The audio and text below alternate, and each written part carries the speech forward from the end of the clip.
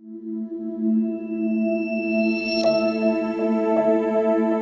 year was 2007, one of the deadliest on record in Toronto. The murder rate stretched towards record numbers in 2000. There were 84 murders in the city, and with every death, an investigation begins, a quest to catch a killer. This is the story of Homicide 24 and the cop who cracked the case. Oftentimes when you are on call, you're getting phone calls in the middle of the night. His name is Peter Moreira, homicide inspector with Toronto Police. Our starting point is always with the victim. That's how you protect this society. That's how you right a wrong, putting the people responsible in jail. So what does a homicide inspector do when he's asked to solve a crime with few clues? No witnesses, no suspects, no motive. Tonight, we take you deep inside the investigation into Homicide 24, a case that consumed a cop for 18 months, a story we thought was best told in his own words. Shock and sadness over his murder. The murder is a great fatally mystery. Shot in this underground parking Glen garage. Davis fell to his knees, begging the gunman, "Please, don't kill me." The victim, Glen Davis, 66, one of Canada's richest men. It was May 18th, 2007. It was Friday of the long weekends. It was one of the first really nice days that we had had in a while. And I was about to go home when I received a phone call that we had had a murder at 245 Eglinton Avenue East. I thought almost immediately this is going to be tough. Tough because from the moment he arrived, Moreira had little to go on. There was Davis's trademark tilly cap, his glasses, backpack, 2 shell casings, and a pool of blood. We started to collect video surveillance of the area, identify people who may provide some insight as to what Glen was doing there and what he did once he got there, who he met, and then work our way backwards.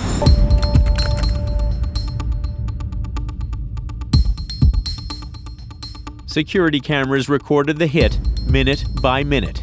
11:47 a.m., Davis enters the parking garage, waits for the elevator to take him to street level, then heads to a meeting at a favorite restaurant. Half an hour later, 2 men enter the garage on foot, get a lay of the land, then leave. One of those men would return. He walked towards Davis's parked car and waits. His meeting done, Glen Davis heads back into the garage. He would never be seen alive again. Minutes later, the suspect calmly walks back up the ramp. By this time, Glen Davis had been shot once in the back and once in the heart.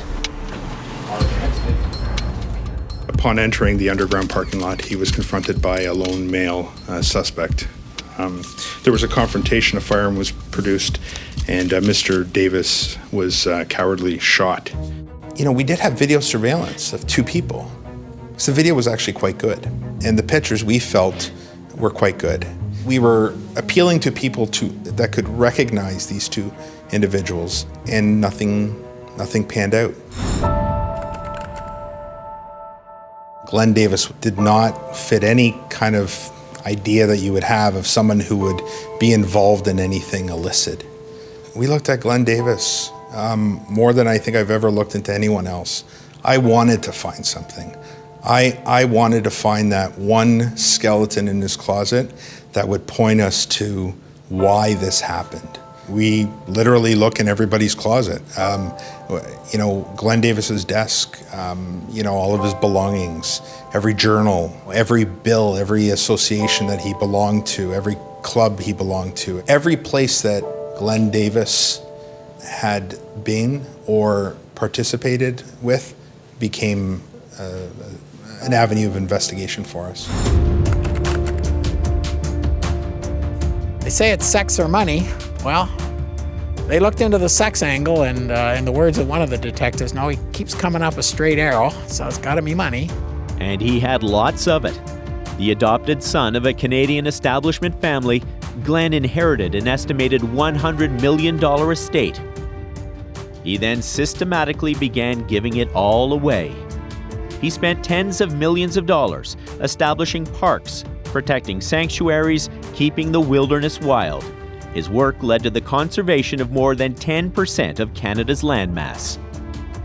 Glen Davis helped to support the protection of more of Canada than anybody before him or since. He's a national hero in that sense. He changed the map of the country. His financial support enabled that. He was also a fan of amateur sport. He didn't just bankroll Canada's national rowing team, he even bought a hotel so the team had a place to stay when they trained. There was an article in the newspaper where I was fundraising to take the Canadian national team to a World Cup. That's because that's what an athlete has to do in the Canadian system. And Glen read it. After a while, he just realized that Canadian sport was underfunded. And he's like, well, now I know where my space to help is. I'm going to help that. The question was raised whether Glen, in some way, his activism or in some way the opinions that he espoused would have created enemies in order for this to happen. Is there anybody in the conservation movement, is there somebody who we've offended down the line who would retaliate in this way, an industry or something? We had a number of persons of interest. Hundreds of people were interviewed. 50 people were potential suspects, and they were investigated and cleared. After 18 months, the case was cold, the killer still free. The case boxes never left the end of the desk. They were always there. Glen Davis's name stared back at me and every other investigation I did in the meantime. Every time you had a moment, you'd think back to that investigation. What did I miss? What could we do? What's the next steps? Where do we go? It's kind of always gnawing at you. And all of those avenues of investigation ended up at a dead end. Then a dramatic breakthrough. All thanks to a petty thief who had been picked up by police in an unrelated robbery investigation. I had zero expectations. We get these types of calls. They rarely pan out. At that time, he speaks to one of the detectives at the station and indicates he may have some information on the murder of Glen Davis. We sit down in front of a young man named Tyler Colley, and Tyler Colley tells us a fascinating story.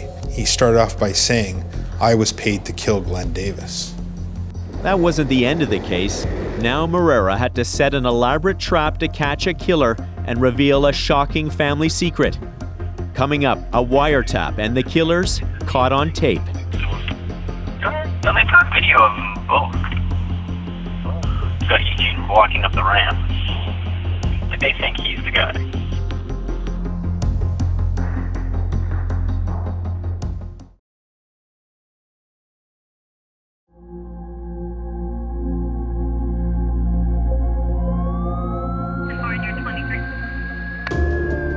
May 18th, 2007. Multi-millionaire philanthropist Glen Davis is gunned down in a parking garage in Toronto. 18 months later, Homicide Inspector Peter Moreira still has no leads in the case. Until a petty thief is questioned in another case and tells police he was hired to kill Glen Davis in 2005. That's a significant statement. You're speaking to two police officers from the homicide squad.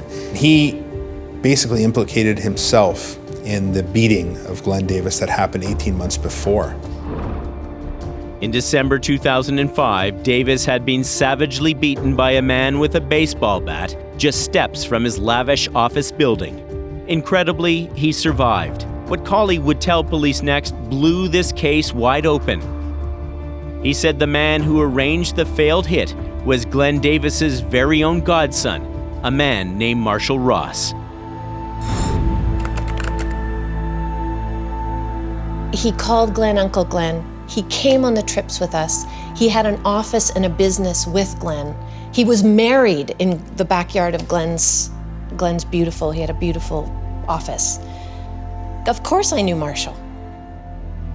Marshall Ross grew up in a comfortable Toronto neighborhood. Davis took him under his wing, sharing his love of the great outdoors with his beloved godson. It also loaned Ross more than $2 million.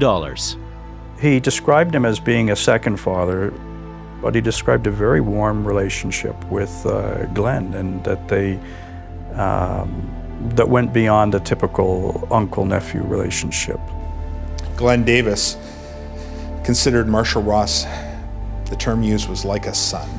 Glen and Mary Alice had no children, but because of the age difference there, Marshall was always treated like a son. Marshall Ross felt that he should inherit the company, an M. Davis Corporation, that Glen Davis was running, and that it was rightfully his side of the family that should be running that corporation. Moreira finally had a suspect, and it began to look like money was indeed the motive. Now he needed a confession, and he knew how to get it, with a little police psychology and a few well-placed wiretaps. I met Marshall Ross early on in the investigation. Self-centered, egotistical.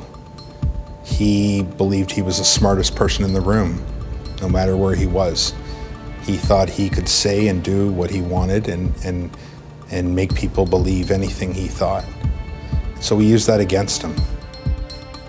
Moreira lays a trap, telling Ross there's been a big break in the case. They've identified a man in the surveillance video. While Moreira strings Ross along, downstairs, police are busy bugging his car. Ross is completely unaware as he sets up a meeting in a parking lot with his accomplice, a Russian business associate.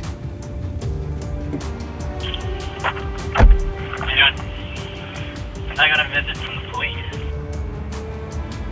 Police are listening in as Ross himself names the two men who were hired by the Russian to kill Glen Davis. What you're about to hear is Ross's voice.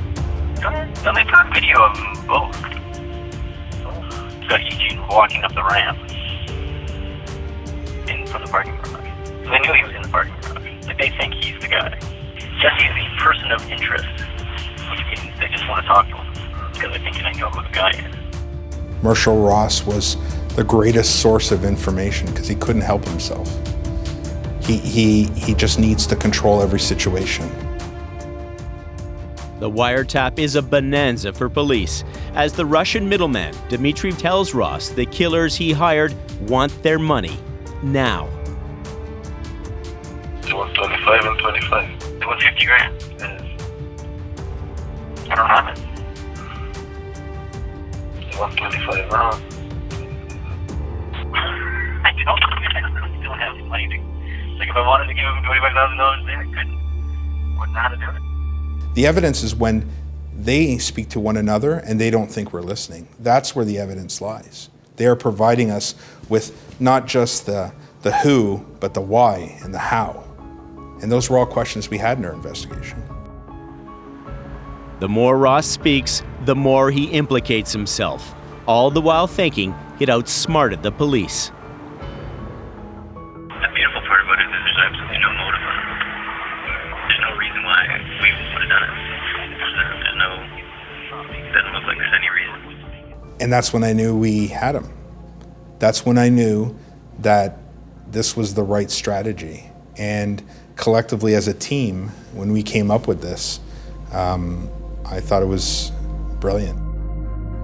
Police nailed the case. One by one, the men behind Homicide 24 were arrested. The Russian middleman, the man who pulled the trigger, and the man who drove the getaway car. And with an airtight case, they were all convicted. As for Peter Moreira, it was the case of his career. Through the murder investigation, the homicide cop had grown to admire the generous philanthropist. He felt he was honoring the legacy of Glen Davis by putting Marshall Ross behind bars. To this day, there are people there that believe he was framed, people who refuse to read the stories, listen to the wiretaps that have been made available as court exhibits and are widely available on the internet. There are people out there who believe he was railroaded. You're not one of them. I'm not one of them.